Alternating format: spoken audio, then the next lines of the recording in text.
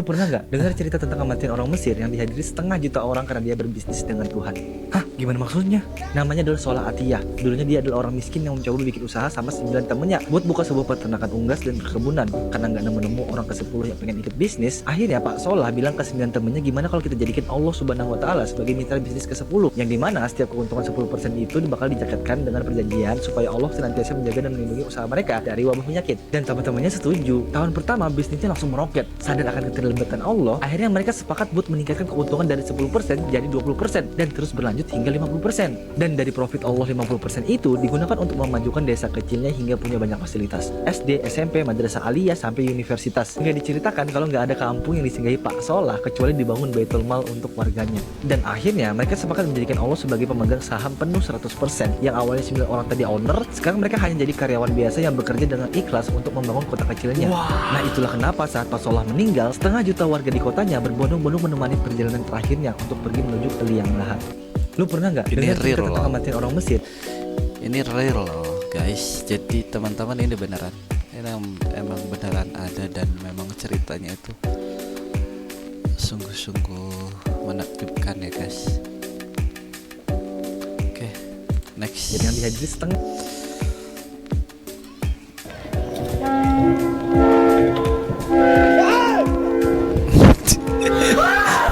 Apa sih?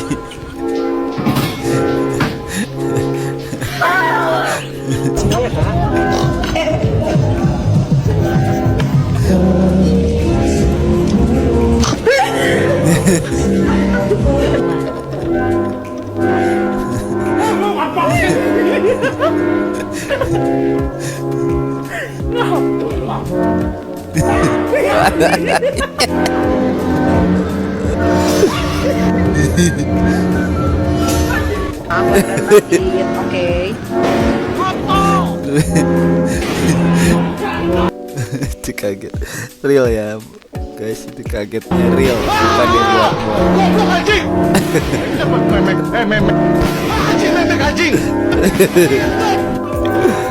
Parah itu, parah.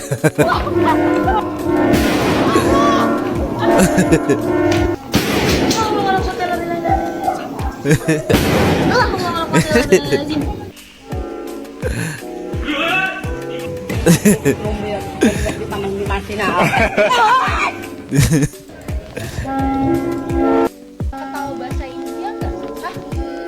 Gimana? Kak, bisa ketawa bahasa Korea nggak? Maksudnya gimana anjir? Udah lama di Lampung, bisa ketawa pakai bahasa Lampung nggak? Emang ada? Apa? Ini Sunda gak? Naon sih? Nggak bisa ketawa bahasa Sunda nggak? Gimana?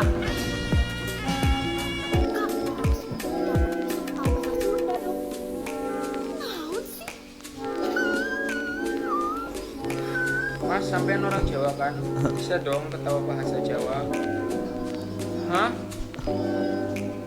Oh. aduh guys, teman-teman, iya namanya ketawa sama-sama aja ya. Yang ngebedain itu ketawa yang berisi duit sama yang ketawa yang nggak berisi duit, itu aja sih. Biasanya orang ketawanya yang terbahak-bahak, duitnya tipis. Bisa ketawa. Lu lagi mikirin apa sih? Gue lagi mikirin ini benda yang berawal dari huruf Y selain yoyo apaan ya? Iya. Ya udah temenan aja. Benda, lu ngerti kagak sih? Benda nih, benda. Ngerti? Ya udah sih, nggak usah dipikirin. Dia aja nggak mikirin lu. Ya, Ya galau, galau, galau.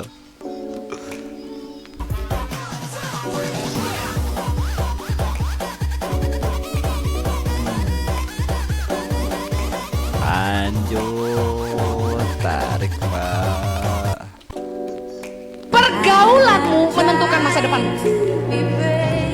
Kalau ingin punya lingkaran yang berkualitas, upgrade dirimu. Tingkatkan nilai hidupmu. Mumpung masih muda. Saya mau kasih tahu gini, upgrade value seorang kamu. terbaik, kamu harus pastikan kamu juga memberi yang terbaik. Pergaul. Betul. Betul sekali, teman-teman.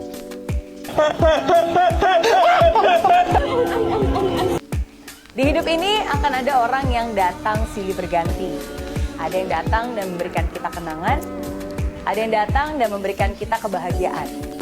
Ada juga yang datang dan memberikan kita pembelajaran. Pembelajaran yang begitu berharga, walaupun harus dibayar dengan air mata.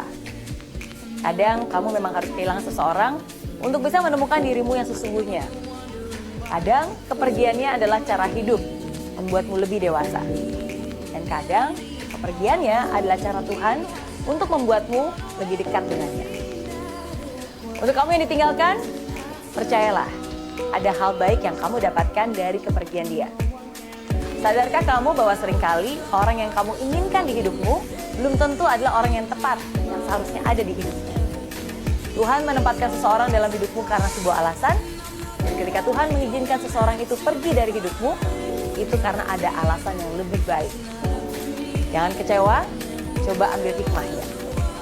Jadi, biarlah dia yang melukaimu pergi, biarlah dia yang menyakiti hatimu berada jauh dari hidupmu. Dan tersenyumlah. Ya, tersenyum dan berterima kasih. Karena inilah saatnya untuk kamu menata hati, inilah saatnya untuk kamu menjadi lebih baik lagi. Mantap. Betul itu. Allah itu nggak ada. Allah itu nggak ada.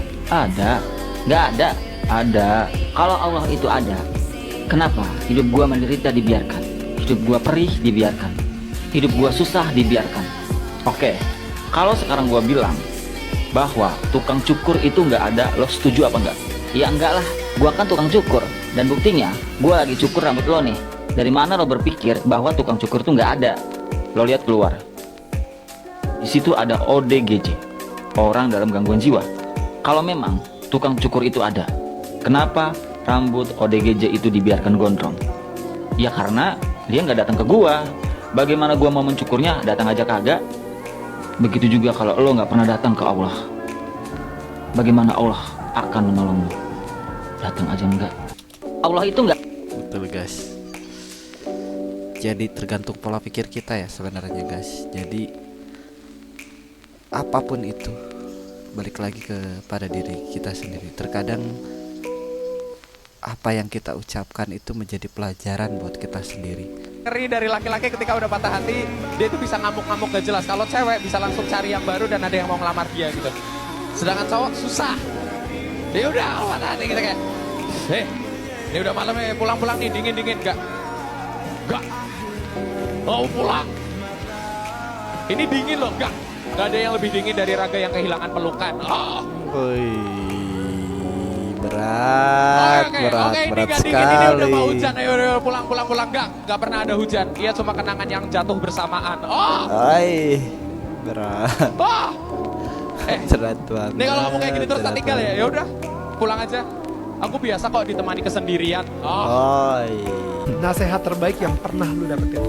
Khairun nas anfa'uhum linnas, sebaik-baiknya manusia adalah yang bermanfaat bagi manusia lain, siapapun manusia itu. Nasihat terbodoh yang pernah lu dapetin? Ngapain sih lu capek-capek dakwah? Siapa yang menjadi role model dalam hidup lu? Ayah gua. Prinsip yang lu dapetin dari orang tua lu dan merubah hidup lu sampai hari ini? Lu wajib baik di mata Tuhan, tidak perlu terlihat baik di mata manusia. Nasihat terbaik yang Mantap. Gak perlu terlihat baik di depan manusia guys, tapi cukup terlihat baik di mata Tuhan. Itu catat guys. Iya kan? Rumah kita ada yang ngelempar api.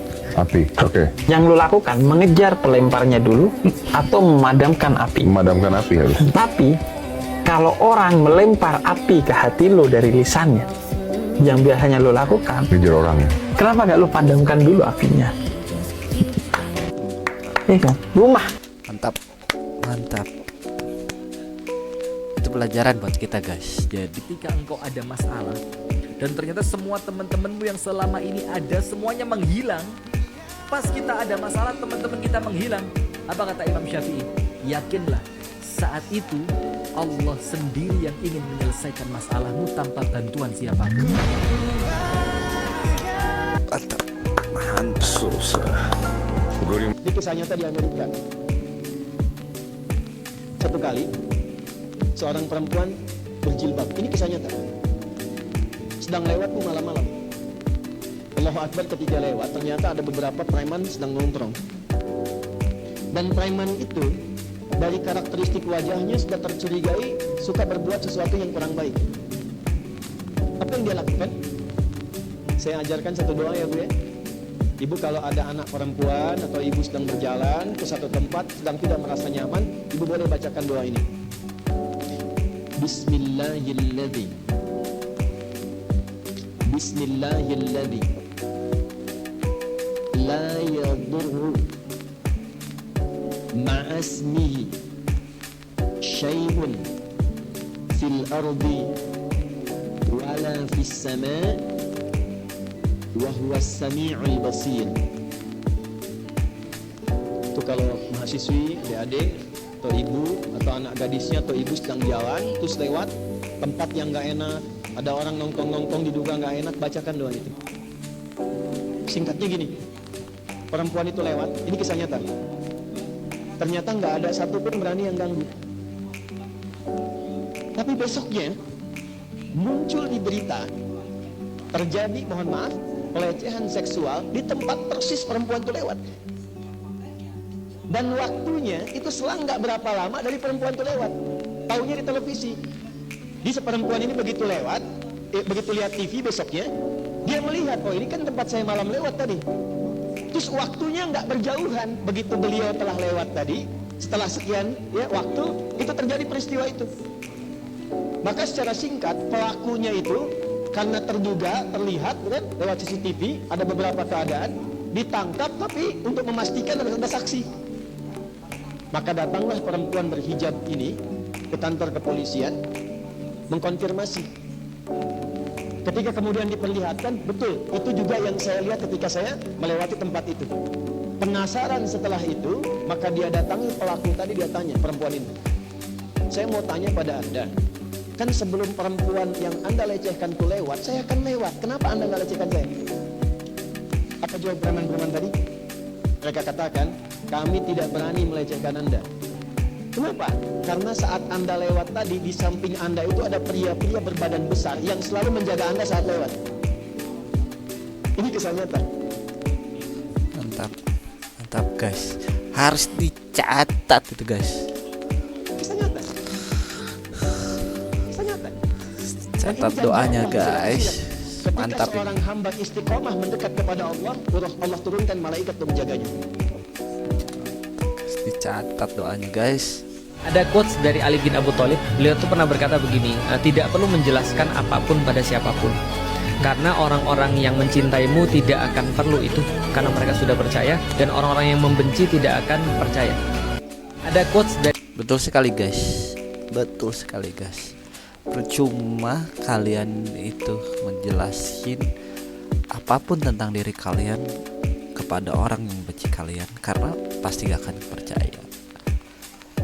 Tapi justru kalau misalkan kalian menjelaskan terhadap orang yang suka atau cinta terhadap kalian, dia itu gak perlu penjelasan. Kita gak ngomong pun udah percaya guys. Oke guys, itu mantap. Ternyata penampilan bukan hal yang utama. Lagi pula tampil imut itu gak cocok dengan karakter wajahku. Benar, jadi diri sendiri memang lebih baik ya kan? Ya, karena itu aku memutuskan untuk kembali jadi diriku yang seharusnya. Tidak ada lagi tampil imut. Yang ada hanya aku yang biasa. Nah itulah, lebih baik jadi diri sendiri, gak perlu jadi orang lain. Oke, segitu aja deh guys. Terima kasih. Nanti lain waktu saya bikin video lagi. Bye.